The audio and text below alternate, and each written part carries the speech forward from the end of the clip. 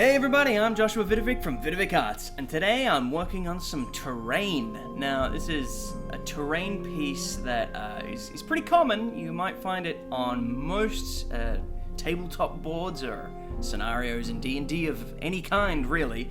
It's a tree. Now, this might look a little bit shonky, but it's a pretty good tree, and we've got 3 different types of them. So we've got 2 of the dead trees, and 1 of the fir trees, which is this one with leaves on top.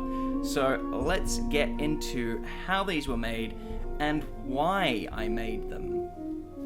So to be honest, I started this with the dead tree, and I had in mind to put flock over the top of it, but on experimentation, I actually did that, and I was pretty disappointed with it. I'll come back to that in a minute. But the sculpting of the dead tree was actually really fun, and I enjoyed it quite a lot, so much so that I made 2 separate variations, and I'm really happy with both of them.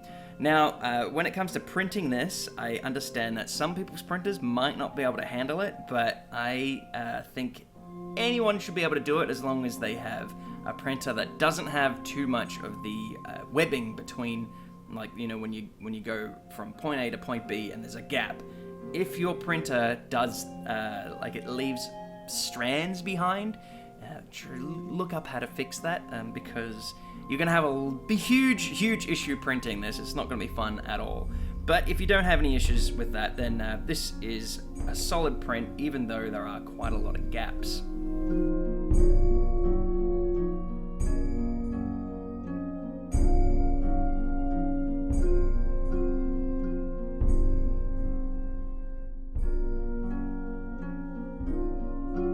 Now, when it came time to painting these trees, it was pretty simple. Just a undercoat of the flat black, and then a brown over the top of that, and a lighter brown. Now, people have been asking me for the exact color names of these paints that I'm using. So the undercoat of the brown is a Morn Fang brown, and the highlight is XV88. So they are the 2 colors that I use for pretty much all wood.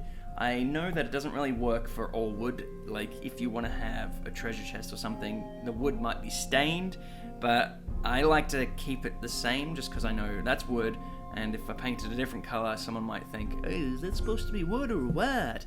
Anyway, that's the colors I go for with wood, so if you're interested in painting it the exact same, you're more than welcome to. Otherwise, do it however you find most comfortable. Yeah, the thing with these trees now is the fact that I wanted to put flock on the top of these, and I did, and you can see right here, it looks okay, to be honest. It's not bad, but I wanted to do this on a budget because I looked at trees online and on eBay, and look at that, I've got like a brown background to show off a brown model. What a genius.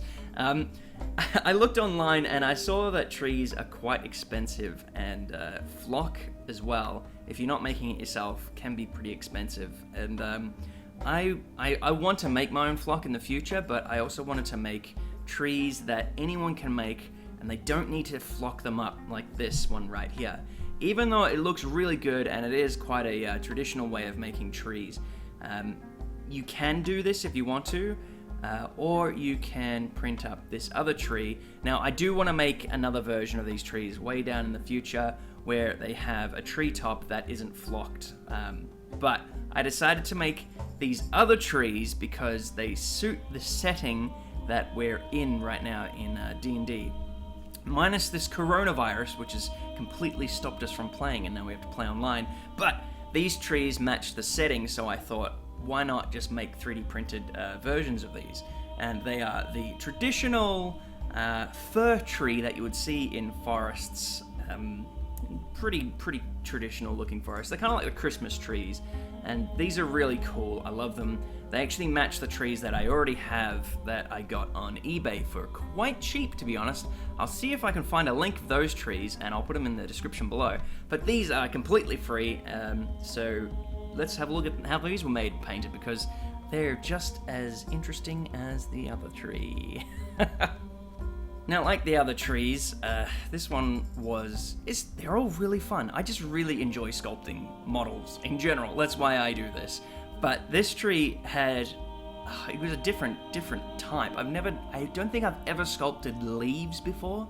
And when I was looking this tree up, the leaves aren't technically like individual strands, or from what I saw, they were kind of like these big broad branches that branched off into little trees, and little branches, and I didn't know how to do that exactly. So I've done my best, and it kind of looks like they're just big leaves, but I'm quite happy with the end result, especially once it was painted up.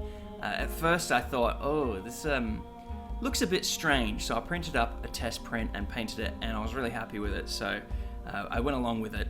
But the the overall conclusion is these are really cool trees, and they work really well for any D&D setting or wargaming setting. So I painted the undercoat of flat black, which I always do, and then I dabbled on some greens. Now I made two different tree colors here. I did this one, which was let me check real quick, a Lauren Forest, which was the undercoat. And the other one, which is not being shown right now, is War Flesh. They're the two colors that I use. And the colors I'm using are actually the Citadel paints from Games Workshop. So in case you're wondering what paints I use, the War Flesh and Lauren Forest. Now I did this to kind of see what the colors would look like at first, but then I realized it kind of works to have a bit of variation. And the other thing I did with this model was have multiple different scales, so they're not all the same exact height. I printed, I think, 7 at a time, and there was like 2 large ones, 2 medium ones, and like 3 small ones. And if I wanted to print up a really big one, it would take a lot longer, but I think it took around 20 hours to print 7 trees at the scale that I'm showing here. So it's not too long, and considering they are free models and it just takes time to print them, it's pretty good. That's pretty good for your time.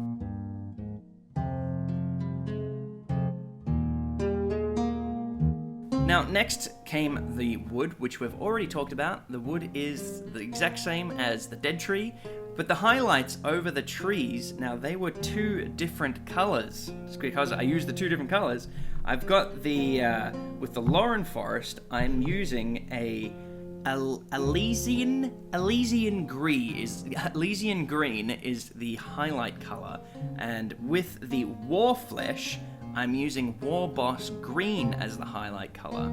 And then as the absolute final highlight, I've used Nurgling green. Now I did a very, very light dry brush over all of it, so it was, you can just pick up a lot of the details there. And I'm quite impressed with the end result, because when you're looking at one of these by themselves, it might not look so impressive, but when you've got like a bunch of them all huddled up next to each other, it really suits any kind of board that you're going for. Now, I'm kind of wanting to keep these baseless and not put them on any kind of boards or anything, just so I can place them around the war tabletop, whatever you want to call it, and be able to interchange them and have them in multiple different settings. Because right now I'm in the snow, I was thinking about making these snow variants and having a whole bunch of snow sitting on the top of the leaves, but I just thought to myself, if I want to use these in multiple different things, I best just keep them blank, and people can just imagine the snow. Now I know it kind of ruins the setting, but if you want to make these to whatever you want, you can do that. You can add snow to anything, and you could add these to any kind of environment that you can think of. Now, these are completely free over on Thingiverse in the description below. There's 2 separate links, one for the dead trees and the other for the fir tree. So if you're interested in one or the other, you can go find them below. They do take approximately, I'm going to say for the fir trees, to print around 7 was 20 hours, so it's around about 3 hours or so to print, and that's on the normal setting over on Cura. And with the dead tree, which is here, Oh God, I can't even remember. I think that was another 3 hours to print. They're not too long for those who do 3D printing. You know, that's not too long for trees. Quite easy to print up an entire forest with these things and get wargaming. So hopefully some of you guys print these up and paint them up and post them over on Thingiverse. You can post them in the makes, or you can post them over on Instagram using the hashtag VidiviCarts. And I really love seeing you guys work, so make sure you post it over there. And I always comment below, and I love seeing all that stuff. Now, a huge thanks to my Patreon supporters over on Patreon for helping me make this video right here. Now, if you want to help me with these videos and support me further, you can head over there and pledge a couple dollars per video, either per month or per video, completely up to you. And you get a whole bunch of exclusive models, whether you're on the $1 pledge or the $5 pledge.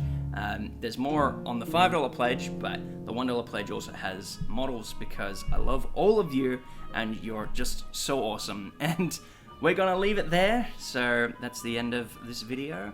I'd like to say thank you very much and stay healthy, everyone. It's a very, very dark times that we're in at the moment, and I just wanted to wish everyone well. Take care of yourselves and stay inside. It's the best time of existence to be a hobbyist. I'll tell you, if you got the 3D filament, you'll be fine.